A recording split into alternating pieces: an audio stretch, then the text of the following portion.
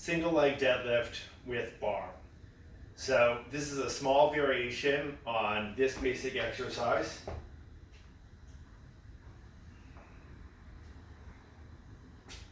One of the key elements of doing this exercise well that we want to maintain is this table-like orientation of my shoulders and my hips relative to each other.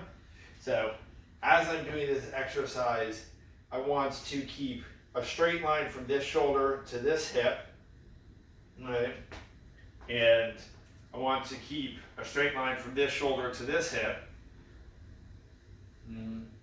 And I want to keep straight lines without any torsion in them between my shoulders and my hips.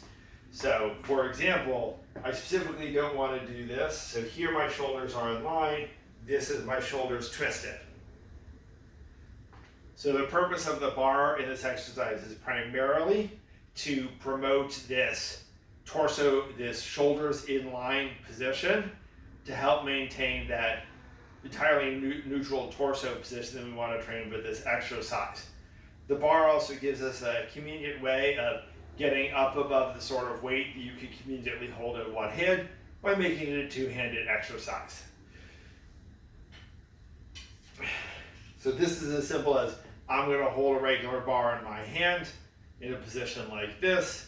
All right, the center of the bar is going to be roughly in line with the foot that's on the ground, my stance leg. And as I do this exercise, I'm going to aim to get the bar to about the bottom of my kneecap.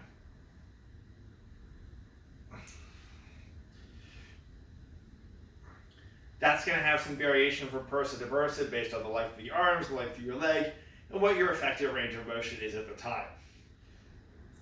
This is not a dynamic balance exercise per se, although there is of course an element of balance within this exercise.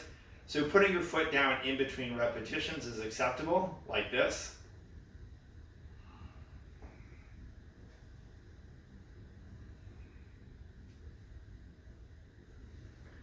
But if you have the balance necessary to be able to do this without putting your foot down,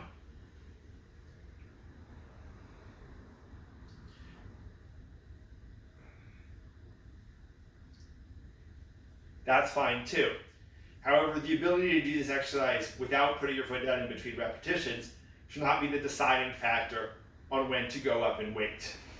From the side, the exercise should, again, have that straight line from shoulder to hip.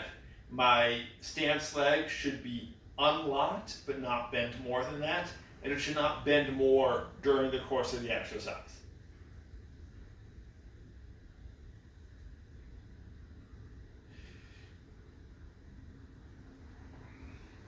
At the top of each repetition, I come to this fully upright position before putting my other foot down, so that I get full working range of motion out of the hip before I stabilize it with my other leg.